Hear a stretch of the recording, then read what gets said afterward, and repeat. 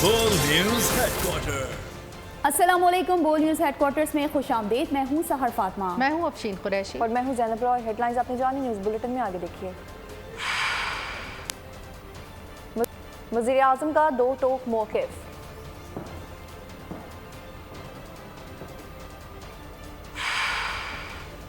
Election commission की जानिब बड़ा इक़दाम।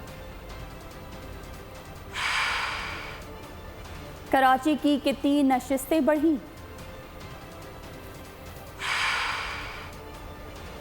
कर्ज के बदले बेटियां फरोख्त। और रसूल अल्लाह सल्लल्लाहु अलैहि वसल्लम की आमद का जश्न।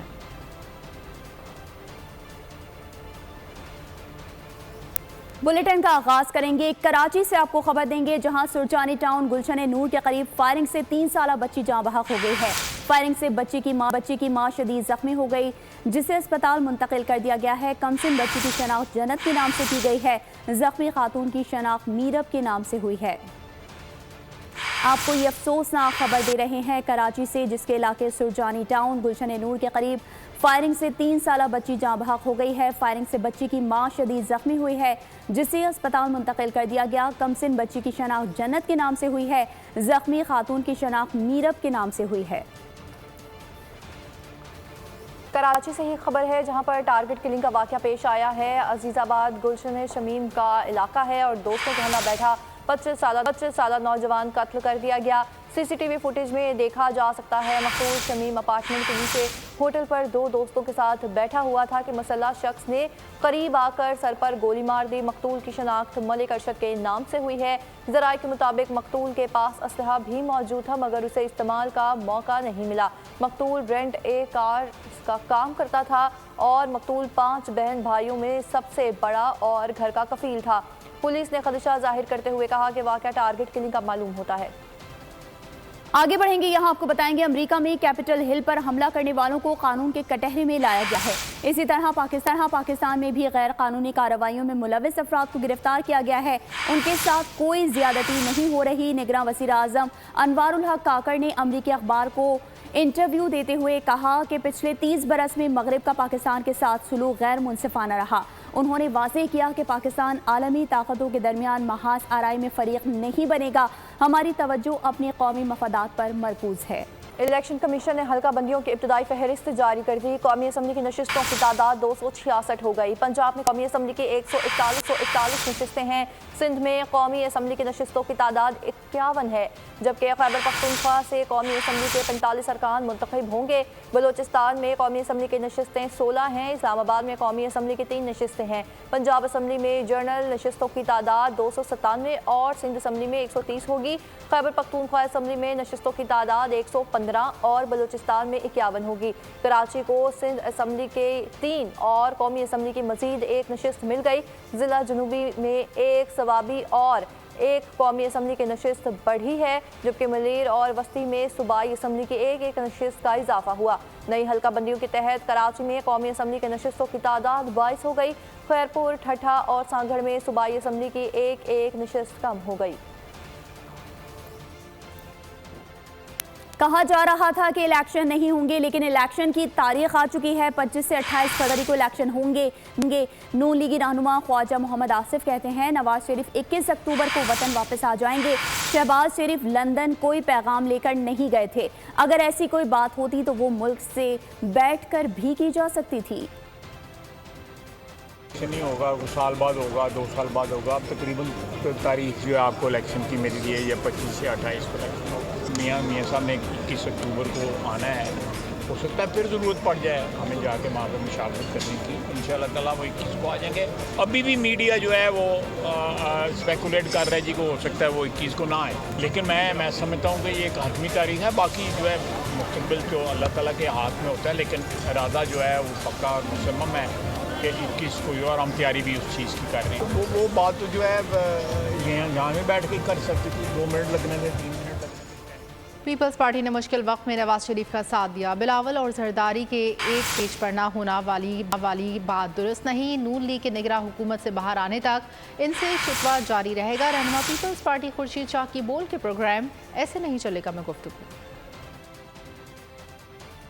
इंशाअल्लाह ताला और उम्मीद है कि इलेक्शन पाकिस्तान में होगी। मेरी आखिरी मरतबा फिर गुजारिश है कि मुस्लिम लीग नून इस चीज़ से बाहर निकल के आए और लेवल प्लेइंग फील्ड में अवामी पिच पे खेले, नहीं गवर्नमेंट के पिच पे खेले। जब तक मुस्लिम लीग नून कैबिनेट से नहीं निकलेगी ये शिकवा जारी रहेगा। हमारे कोई बंदा आप बता दे कि ये पीपल्स पार्टी का बंदा इसमें शामिल है। पीपल्स पार्टी बावजूद इन हालात के एक साथ जमहूरियत के खातिर, पार्लियामेंट के खातिर इनके साथ खड़ी है। हमने कभी भी अपने दौर में कोई ऐसी बात नहीं की जिससे हम पे इल्ज़ाम आए कि आपने 2008 से 13 तक मुस्लिम लीग के साथ चार्टर ऑफ डेमोक्रेसी में होते हुए ये किया। अगर ये ज़रूर कहेंगे कि 2008 से 13 तक मुस्लिम लीग नून ने चार्टर ऑफ डेमोक्रेसी पर अमल नहीं किया। मुस्लिम लीग नून के रहनुमा राना सनाउल्लाह ने कहा है कि नवाज शरीफ एयरपोर्ट से मीनार पाकिस्तान जाएंगे, जहां बहुत बड़े जलसे से खिताब करेंगे। नून लीग की इलेक्शन मुहिम का बाकायदा आगाज होगा। नवाज शरीफ मुल्क को मुआशी बहरान से निकालने के प्लान का ऐलान करेंगे। नवाज शरीफ कानूनी मामलात देख कर अदालत से रिलीफ हासिल करेंगे। निगरां वज़ीर आज़म अनवारुल हक काकड़ की रोज़े रसूल सल्लल्लाहु अलैहि वसल्लम पर हाज़री। अनवारुल हक काकड़ ने रियाजुल जन्नह में नवाफिल अदा किए और मुल्क और कौम की तरक्की और खुशहाली के लिए खुसूसी दुआएं की। मदीना मुनव्वरा आमद पर गवर्नर मदीना मुनव्वरा शहजादा फैसल बिन सलमान ने निगरां वज़ीर आज़म का इस्तकबाल किया। एयरपोर्ट लॉन्च में होने वाली मुलाकात में निगरां वज़ीर आज़म और गवर्नर मदीना मुनव्वरा के दरमियान दो तरफ़ा ताल्लुकात और बाहमी उमूर पर तबादला ख्याल किया गया। पाकिस्तानी सफ़ीर अहमद फारूक और कौंसल जनरल खालिद मजीद भी मौजूद थे। पाकिस्तान तारीख के बदतरीन सैलाब का शिकार हुआ। अक़वाम मुत्तहिदा में पाकिस्तान के मुस्तकिल नुमाइंदे मुनीर अकरम ने आलमी बरादरी को उनका वादा याद दिला दिया। कहा, सैलाब से सबसे ज़्यादा नुकसान हुआ, हमें अभी तक वादे के मुताबिक रकम फराहम नहीं की गई। उम्मीद है आलमी बरादरी अपना वादा पूरा करेगी। तबाहकुन सैलाब की वजह से पाकिस्तान में बदतरीन मुआशी बहरान पैदा हुआ। खुसूसी डोनर कॉन्फ्रेंस में सेक्रेटरी जनरल अक़वाम मुत्तहिदा एंटोनियो गुतेरेस ने कहा है कि पाकिस्तान में सैलाब से बड़े पैमाने पर नुकसानात हुए। तबाहकुन सैलाब की वजह से मसाइल पैदा हुए। पाकिस्तान ने मनाजिर अपनी आंखों से देखे। इंतहाई मुश्किल हालात में भी पाकिस्तानियों ने एक दूसरे की मदद की, लेकिन किसी भी मुल्क के लिए ऐसी कुदरती तबाही से अकेले निमटना मुमकिन नहीं। आलमी बरादरी को अपने वादों पर अमल करते हुए पाकिस्तान को भरपूर इमदाद फराहम करनी चाहिए। सेक्रेटरी जनरल अक़वाम मुत्तहिदा का बयान आपने सुन लिया। सैलाब का अजाब आया तो गुर्बत की हदें टूट गईं। बलूचिस्तान के चौक जमाली में किसान और मसूर कर्ज की दलदल में ऐसे धंसे कि अपनी बेटियां फरोख्त कर दी। आगे बढ़े आपको बताएं कि Pakistan cricket team ICC men's one day world cup के लिए भारत पहुंच गई है और दुबई से उड़ान भरने के बाद ग्रीन शर्ट्स ने हैदराबाद दक्कन में लैंड किया। पाकिस्तान टीम की आमद के मौके पर सख्त सिक्योरिटी के इंतजाम भी किए गए थे। मिशन वर्ल्ड कप के लिए पाकिस्तानी शाहीनों की भारत में लैंडिंग। पाकिस्तानी टीम दुबई से हैदराबाद दक्कन पहुंची। एयरपोर्ट पर बड़ी तादाद में शायकीन क्रिकेट मौजूद थे, जिन्होंने पुरजोश नारों की गूंज में ग्रीन शर्ट्स को खुशामदीद कहा। आमद के मौके पर सख्त सिक्योरिटी इंतजाम किए गए। 20 से ज्यादा सिक्योरिटी की गाड़ियों ने टीम को होटल पहुँचाया। खिलाड़ियों का रिवायती अंदाज में गर्मजोशी से इस्तकबाल किया गया। एक रोज आराम के बाद कौमी टीम आज ट्रेनिंग सेशन में हिस्सा लेगी। पाकिस्तानी क्रिकेट टीम कल न्यूजीलैंड के खिलाफ अपना पहला वार्म अप मैच खेलेगी। ग्रीन शर्ट्स अपना दूसरा वार्म अप मैच मंगल 3 अक्टूबर को ऑस्ट्रेलिया के खिलाफ खेलेंगे। इंडिया में होने वाले वर्ल्ड कप का आगाज 5 अक्टूबर से होगा। पाकिस्तान वर्ल्ड कप में अपना पहला मैच 6 अक्टूबर को नीदरलैंड के खिलाफ खेलेगा। भारत से पंजा आजमाई 14 अक्टूबर को अहमदाबाद में होगी। पाकिस्तानी टीम भारत पहुंची ही थी कि मोदी सरकार ने अपना रंग दिखाना शुरू कर दिया। चाचा बशीर को नारे लगाने और झंडे लहराने से रोका जाने लगा। एयरपोर्ट पर मौजूद भारतीय शहरी ने भी भांडा फोड़ दिया। पाकिस्तान टीम के समाजी राब्तों की वेबसाइट एक्स ट्विटर पर राज ग्रीन शर्ट्स के भारत पहुंचने पर शाकीन क्रिकेट के पुरजोश अंदाज पर पाकिस्तानी फैंस ने खुशगवार हैरत का इजहार किया। दुबई से उड़ान भरने के बाद ग्रीन शर्ट्स हैदराबाद दक्कन पहुंचे तो जैसे सारा शहर ही शाहीनों के इस्तकबाल को उमड़ आया। किसी फैन ने रिजवान को पुकारा तो किसी को बाबर आजम में बेहद कशिश महसूस हुई। इस रौ में बहने वाले सिर्फ आम अफराद ही नहीं बल्कि भारतीय पुलिस एहलकार भी शामिल। एयरपोर्ट से होटल रवानगी के वक्त पाकिस्तान की टीम के लिए फैंस का जोश व खरोश हदों को जा पहुंचा। होटल जाते हुए टीम बस में मौजूद खिलाड़ियों को देखकर फैंस ने पुरजोश नारों से खैर मकदम किया। बाबर बाबर की सदाओं दुआओं से माहौल गर्मा गया। इनके होटल पहुंचने पर पाकिस्तानी खिलाड़ियों को रिवायती अंदाज में खुशामदीद कहा। पीसीबी ने मेंस खिलाड़ियों के नए सेंट्रल कॉन्ट्रैक्ट का ऐलान कर दिया। खिलाड़ियों के बोर्ड से तय पाने वाले मुआहदे की मुद्दत 1 जुलाई 2023 से 30 जून 2026 तक होगी। 25 खिलाड़ियों को पेश किए जाने वाले सेंट्रल कॉन्ट्रैक्ट में आईसीसी रेवेन्यू का हिस्सा भी शामिल है। पीसीबी के मुताबिक नए सेंट्रल कॉन्ट्रैक्ट में खिलाड़ियों के मुआवजों में 127 से 200% तक इजाफा किया जाएगा, जबकि कौमी टीम के कप्तान बाबर आजम ने सेंट्रल कॉन्ट्रैक्ट को तारीखी करार दे दिया है। बाबर आजम ने कहा, ये एक चैलेंजिंग और तवील अमल था। उम्मीद है कि ये मुआहिदा खिलाड़ियों के लिए कैरियर और पाकिस्तान क्रिकेट के लिए एक नया बाब होगा। खेल के मैदान से अच्छी खबर देंगे, जहां पाकिस्तान ने एशियन गेम्स स्क्वॉश इवेंट के सेमीफाइनल के लिए क्वालिफाई कर लिया। ग्रुप मैच में पाकिस्तान ने भारत को 2-1 से शिकस्त देकर आखिरी 4 टीमों में जगह बना ली। पाकिस्तान के नासिर इकबाल और नूर जमान ने मैचेस जीते। आखिरी ग्रुप मैच में पाकिस्तान आज कुवैत से मुकाबला करेगा। बैरून मुल्क जितने भिखारी गिरफ्तार होते हैं उनमें 90% पाकिस्तानी होते हैं। सेक्रेटरी ओवरसीज़ पाकिस्तानीज़ ने सेनेट के क़ायमा कमेटी के इजलास में इंकशाफ किया कि हमारे गदागर सबसे ज़्यादा बाहर जाते हैं। पाकिस्तान सबसे बड़ा एक्सपोर्टर बन गया।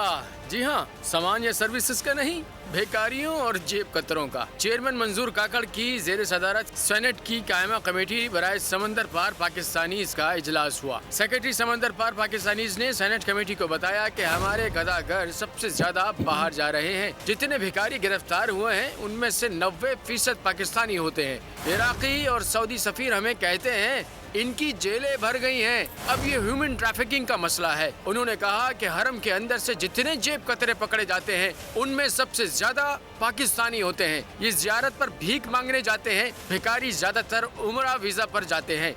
सेनेटर राना महमूदुल हसन ने इजलास के दौरान कहा कि जापान ने 3,40,000 हुनरमंद अफराद मांगे। भारत ने 1.5 लाख, नेपाल ने 91,000 हुनरमंद जापान भेजे।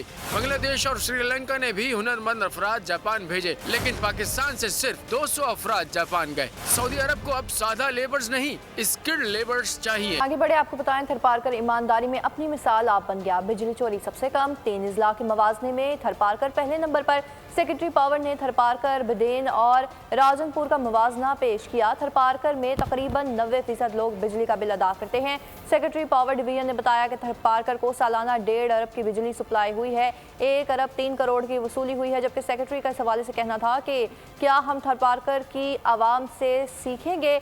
बदीन को सालाना 4 अरब 70 करोड़ की बिजली दी गई, वसूली 3 अरब 20 करोड़ रुपए है। और राजनपुर को सालाना 9 अरब 60 करोड़ की बिजली दी जाती है, वसूली 8 अरब 30 करोड़ रुपए मिले हैं। खबर है मौसम की सूरत हाल के हवाले से। मुल्क के बेशतर हिस्सों में आज भी मौसम गर्म और खुश्क रहेगा। कराची में सूरज आज भी तेवर दिखाएगा। पारा 37 डिग्री सेंटीग्रेड तक जाएगा। महकमा मौसमियात ने पेशगोई कर दी, सिंध के दीगर शहरों हैदराबाद, मिठी, नवाबशाह और दादू में भी दर्जा हरारत 40 डिग्री सेंटीग्रेड तक जाने का इम्कान है। इस्लामाबाद, बालाई खैबर पख्तूनख्वा, कश्मीर और गिलगित बल्तिस्तान में आंधी और गरज चमक के साथ बारिश मुतवक्के है।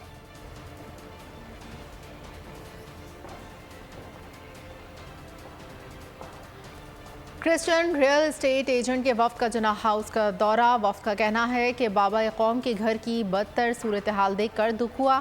यह कौमी विरसा था, मगर मुल्क दुश्मनों ने इसे भी ना छोड़ा। सानह 9 मई में मुलविस तकरीबकारों को कानून के मुताबिक सख्त सजा दी जाए। 9 मई का जो वाक़या हुआ है ये नहायत ही अफसोसनाक है। हम अपने शोधा के लिए भी उनकी कुर्बानियों को खराज तहसीन पेश करते हैं और मुल्क में ऐसे वाक़े नहीं होने चाहिए। और ख़ास करके ये हमारा विरसा था और जो कुछ भी यहाँ पर हुआ है इसके हम सब यहाँ विज़िट किया और यहाँ की सूरत देख के जना उसकी दिल नहायत दुखी हुआ है कि यहाँ चंद एक शरपसंद नासर ने जना हाउस को इतना नुकसान पहुँचाया।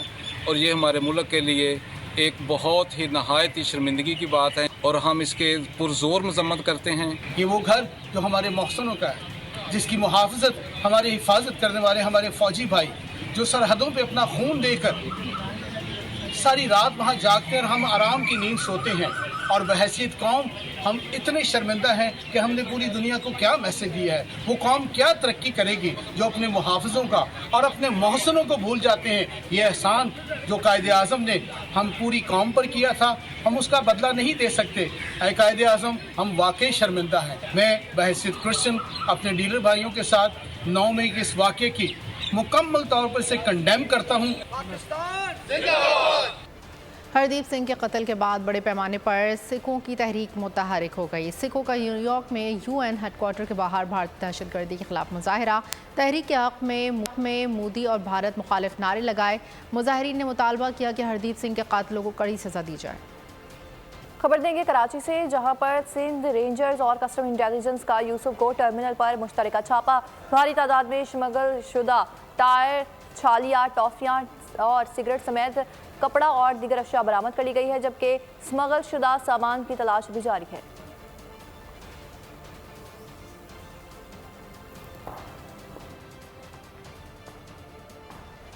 खबर है हैदराबाद से, जिसका अरबपति कस्टम अफसर कानून की गिरफ्त में आ गया। FIA की कार्रवाई में 2 नंबरी सामने आ गई। मोमिन शाह के स्मगलर से रवाबित का इंकशाफ हुआ है। मुलजिम के लग्जरी फार्म हाउस को देखकर अकल हैरान रह गई।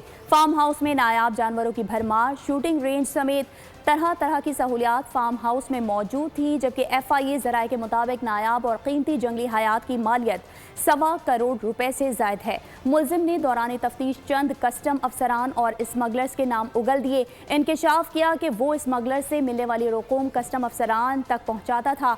मोबाइल फ़ोन से मिलने वाले शवाहिद से डीजल और छालिया के स्मगलर से रवाबित की तस्दीक हो गई। कच्चे के इलाके में भारी मिकदार में गोला बारूद की मौजूदगी। गांव बगी सब्सवई में रॉकेट फटने से खौफनाक तबाही फैल गई। घर में रॉकेट फटने से 9 अफराद जाँ बहक, मुतादिद जख्मी। पुलिस का कहना है रॉकेट लॉन्चर का गोला बच्चों के हाथ लग गया, जिससे वो खेल रहे थे। गोला खौफनाक धमाके से फटा, जिससे हर तरफ बदतरीन तबाही फैल गई। जाँ बहक होने वालों में बड़ी तादाद में बच्चों की है। मुतादिद शदीद जख्मियों की अस्पताल में हालत तशवीशनाक है। लाहौर लड़कियों के लिए गैर महफूज हो गया। चुंगी अमर सधू के इलाके में मुबैना तौर पर 17 साल लड़की को अगवा कर लिया गया। वालिदा के मुताबिक ज़ैनब क्लिनिक में काम करती थी। वो काम के लिए निकली, लेकिन 2 दिन गुजरने के बावजूद वापस ना आई। जिक्र करेंगे माह रबीउन नूर का। सरवर कौनैन सरकार दो आलम हज़रत मोहम्मद मुस्तफ़ा सल्लल्लाहु अलैहि वसल्लम की विलादत बासादत का जश्न। मुल्क भर में ईद मिलादुन नबी सल्लल्लाहु अलैहि वसल्लम की तैयारियां उरूज पर पहुंच गईं। आगे बढ़ते हुए आपको बताएंगे, आलमी बरादरी के दबाव के सामने भारत की भरमबाजी नहीं चली। भारतीय वज़ारत ख़ारजा ने हरदीप सिंह नजर कत्ल में आलमी बरादरी से ताउन पर रजामंदी ज़ाहिर कर दी। भारतीय वज़ीर ख़ारजा सब्राफीम जयशंकर ने कहा कि भारत सिख रहनुमा के कत्ल में मुलविस नहीं। इस सिलसिले में किसी भी मुल्क की जानिब से फराहम करदा शवाहिद पर दयानतदारी से तहकीकात कराई जाएंगी। और अब बुलेटिन के इख्तिताम पर आपको बताएंगे कि आला शख्सियत के जजीरे में मौजूदगी, सिक्योरिटी टीम उसे कैसे महफूज रख पाएगी। Hollywood action film black noise का ट्रेलर जारी। फिल्म रवा साल आखिर में रिलीज की जाएगी।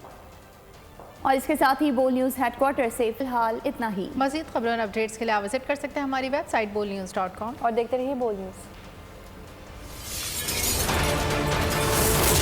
बोल न्यूज़ हेडक्वार्टर।